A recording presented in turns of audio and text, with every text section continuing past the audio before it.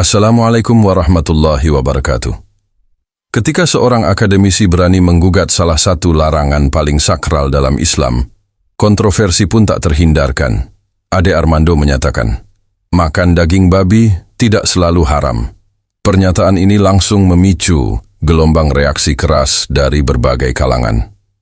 Di sisi lain, Ustadz Adi Hidayat tampil tegas, membawa dalil-dalil syariat untuk membantah habis-habisan.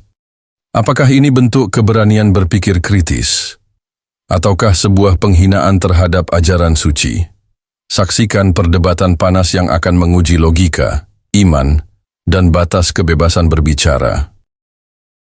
Soal pelarangan makan babi itu sendiri. Saya tahu bahwa mayoritas umat Islam di dunia percaya babi itu haram dimakan.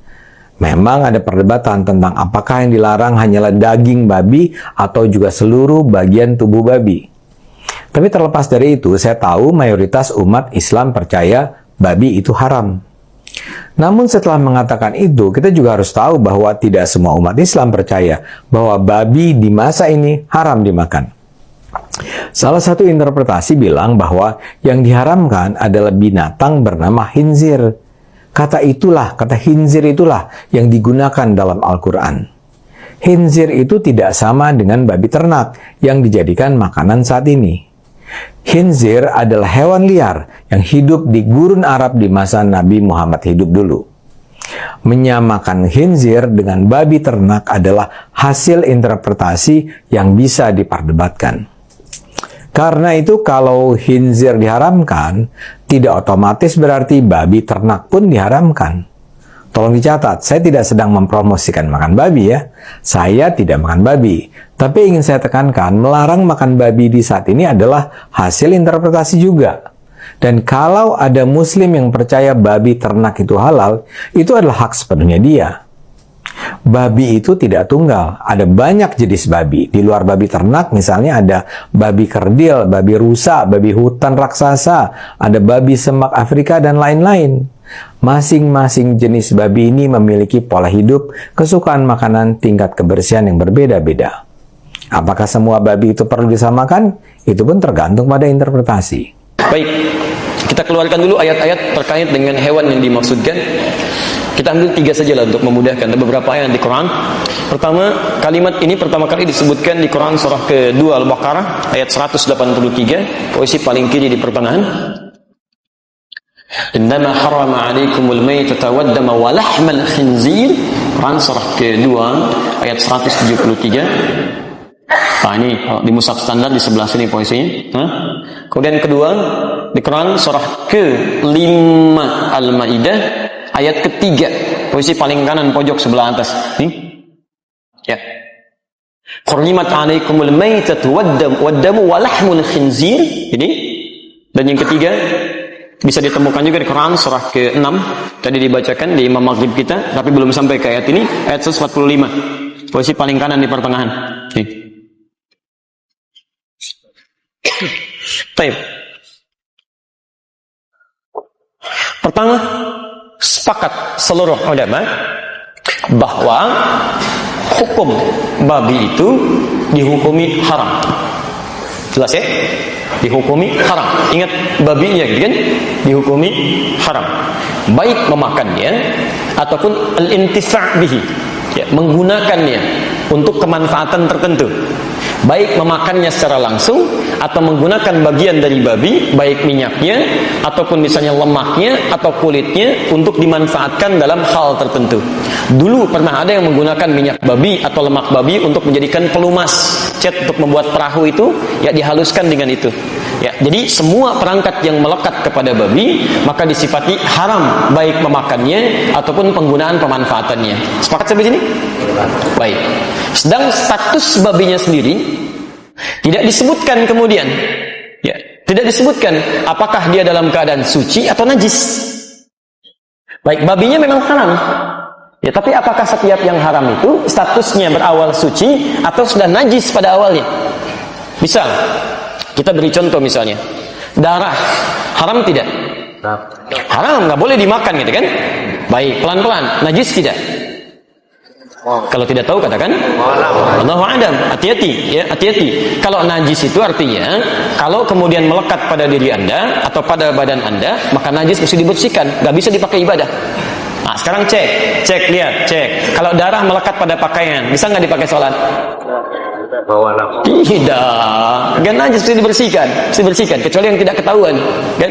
Dibersihkan dulu, baru kemudian dengan itu Anda gunakan sholat dengan pakaian yang bersih dari situ. Ya, jelas di sini? Baik, air pipis misalnya, ya, anak yang sudah mulai makan, najis tidak? Najis, ya, minumnya haram tidak? Halo, haram tidak? Haram sepanjang ada minuman yang baik-baik. Anda ada sirup, minum minuman kencing misalnya, kan? Ada gunanya di situ. Taib, baik ketika melekat pada pakaian Anda, mesti dicuci dulu karena najis. Jelas ya? Melekat pada tangan Anda, cuci dulu karena najis di sini. Nah, sekarang babi itu statusnya najis atau suci dia. Jadi suci hewannya, cuma haram menggunakan dan makannya. Kalau statusnya suci dia, berarti dipegang masih boleh. Jelas ya? Tapi dimakan tidak, digunakan tidak. Uang haram nggak digunakan? Haram. Dipegang boleh nggak? Boleh. Haram nih, masya Allah. Gitu kan? Anda pegang silakan aja, nggak ada masalah. Tapi digunakan nggak boleh. Uang hasil korupsi sita oleh negara, simpan sampaikan. Begitu sudah halal kembali, baru digunakan. Tapi sepanjang haram disimpan sebagai bukti sitaan di situ. Jelas sampai sini? Baik, hati-hati ya, pelan-pelan di sini. Nah, sekarang status babi ini bagaimana? Maka Imam Malik mengatakan, cuma Imam Malik. Beliau mengatakan bahwa status babi ini hewannya si suci, tohir. Cuman hukum penggunaan dan makannya haram. Jadi kalau Anda misalnya dalam konteks ini menyentuh babi sepanjang dia bukan bangkai. Kalau bangkai sepakat di sini. Sepakat dia najis dan haram. Kalau bangkai, ini babi hidup ya, babi hidup. Misal ada orang tersentuh, ya, bukan sengaja menyentuh. Kalau sengaja menyentuh, ini nggak ada kerjaan juga gitu kan. Baik, misal tersentuh oleh dirinya gitu kan. Kalau pendapat Imam Malik itu dia tidak najis, walaupun hewannya haram. Pendapat Imam Malik.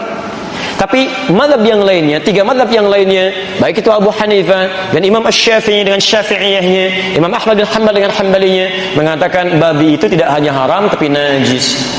Paham di sini? Najis. Artinya kalau itu disentuh atau tersentuh tetap terus dibersihkan dulu, dicuci. Paham di sini? Cuci seperti tadi air pipis yang dicuci, seperti darah yang dicuci, baru kemudian menjadi suci kembali. Tapi persoalannya, apakah najisnya mukhaffafah, ringan, atau mughalladhah, berat? Kalau najisnya berat, mughalladhah, dikiaskan kepada liur anjing. Ingat, bukan anjing ya, berbeda. Ada liur anjing, ada anjing. Kalau anjing itu anjingnya, kalau liur cuma liurnya. Yang najis pada anjing apanya? Liurnya. Jadi boleh nggak megang anjing? Kalau tidak tahu katakan, baik. Yang najis pada anjing apanya? Liurnya. Boleh nggak megang anjing? Awas, hati-hati. Kata Imam Malik, kalau megang anjingnya nggak apa-apa. Tapi kalau kena liurnya itu yang dicuci. Salah satunya menggunakan tanah. Tapi kata Imam Asy-Syafi'i, cerdas sih kata beliau. Anda tidak tahu kapan anjing menjilat tubuhnya. Jelas ya? Kapan anjing menjilat tubuhnya. Jadi ketika anjing menjilat tubuhnya, Anda nggak bisa memastikan di sebelah mana. Makanya untuk berhati-hati kata Imam Syafi'i, beliau katakan anjing itu najisnya aini, seluruh tubuhnya mengandung najis karena dia bisa menjilat-jilat tubuhnya. Ketika Anda sentuh, mungkin bersamaan dengan itu air liurnya ikut ada di situ. Paham sampai sini? Di sini Imam Syafi'i lebih jeli dalam konteks hukumnya. Nah, Bapak dan Ibu sekalian, kata dari mazhab Syafi'iyah, babi itu termasuk najis mughalladhah. Jadi kalau tersentuh itu, maka dia harus dicuci. Yang salah satunya 7 kali cucian itu, salah satunya menggunakan tanah. Jelas di sini? Persis seperti membasuhnya tangan atau bejana yang terkena air liur anjing. Cuci dengan 7 basuhan, diantaranya salah satunya menggunakan tanah. Paham di sini? Sedangkan yang lainnya selain Syafi'iyah memandang bahwa tidak tepat mengkiaskan babi dengan liur anjing karena berbeda di sini. Beda. Ya, lihat ketika kias disebutkan ataf di Quran, ataf itu mengikutkan hukum pada sebelumnya. Atafnya babi di Quran tidak pernah diatafkan kepada anjing. Tapi selalu diatofkan kepada bangkai misalnya, kemudian darah misalnya. Al-Baqarah ayat ke-173. Innama harrama 'alaikumul maitata wad-dama wa lahmal khinzir. Ya, wa menggunakan wa, diharamkan bagi kalian bangkai, darah. Lihat, darah tadi kan najis kan? Bangkai najis kan? Artinya kalau kita pegang kita bersihkan kan? Setelah itu Allah menyebutkan babi dengan huruf wawu. Wawunya ma'iyah. Ma'iyah itu menyamakan hukum antara sebelum dengan setelahnya. Jadi yang setelahnya diikutkan pada hukum sebelumnya. Jadi kata dua ulama atau dua madhab yang menyebutkan babi tidak bisa dikiaskan dengan anjing, tapi dikiaskan pada najis lain yang tidak serupa dengan liur anjing. Apa itu? Seperti darah, seperti mait bangkai, ya maitah bangkai dan sebagainya. Jadi dari sini kalau sekiranya ada orang menyentuh babi atau tersentuh dengan keadaan yang nggak bisa dihindari, cukup dia cuci saja yang merasakan bersih dari sisi cuciannya dengan menggunakan sabun tahara atau semisalnya sehingga dipandang suci dalam keadaan dirinya. Jelas di sini? Nah, tapi kata mazhab Syafi'iyah, kami berpendapat untuk kehati-hatian tetap dia seperti anjing. Ya, dikiaskan kepada air liur anjing yang kalau terkena tetap menggunakan salah satu menggunakan tanah. Di sini kalau kami melihat yang lebih rajih adalah pendapat para ulama yang memandang babi itu haram, termasuk najis, tapi najisnya tidak dikiaskan dengan liur anjing. Jelas ya? Dikiaskan dengan najis yang lainnya yang cukup kemudian dibasuh dengan sabun atau yang serupa yang menghilangkan bekas-bekas najisnya. Paham sampai sini? Baik, pertama dari sisi kias hukumnya, kedua dari sisi dalilnya, dan yang ketiga dari sisi tujuannya. Ya, awas, maqasidus syariah untuk menghilangkan najis pada liur anjing itu, karena setelah diteliti pada liur anjing terdapat bakteri-bakteri yang tidak bisa dimatikan, dibunuh kecuali dengan menggunakan unsur dari tanah. Sedangkan pada babi tidak, ada unsur-unsur yang berbeda di sini. Jelas di sini? Baik ya, jadi ini diantaranya. Anjing bahasa Arabnya apa? Kalau tidak tahu katakan. Baik, anjing bahasa Arabnya apa? Tidak ada di Arab anjing, wallahu a'lam. Madza fil arabiyyati anjing? Wallahu a'lam. Masyaallah. Anjing bahasa Arabnya kalbun atau kilab. Baik. Kalau serigala masuk anjing bukan? Serigala. Wah, serigala masuk anjing bukan? Awas hati-hati, ya namanya beda. Serigala disebut dhi'bun di surat Yusuf. Akalahu dhi'bu, dimakan oleh serigala. Serigala di anjing disebut kalbun, serigala disebut dengan dhi'bun. Awas, ini harus jeli di sini. Karena air liur pada serigala beda dengan air liur pada anjing. Beda, hati-hati. Jadi kalau Anda kena air liur serigala misalnya, hati-hati, mohon maaf, ya kena najis tidak? Tidak sama dengan anjing, tapi pilihannya kena air liur anjing, tangan Anda selamat, atau kena air liur serigala, tangan Anda potong. Pilih mana? Jadi nggak usah pelihara kedua-duanya, maksud saya ya, nggak ada kerjaan, ngapain gitu kan? Kecuali untuk kebutuhan yang lainnya. Oh, hati-hati ya. Fikih itu selalu fleksibel melihat kebutuhan hukumnya, tapi juga tidak diringan-ringankan. Ada ilat hukum yang mesti dipelajari. Baik. Kayak misalnya anjing apa hukumnya dimakan? Haram. Kalau anjing laut? Hati-hati. Awas, hati-hati.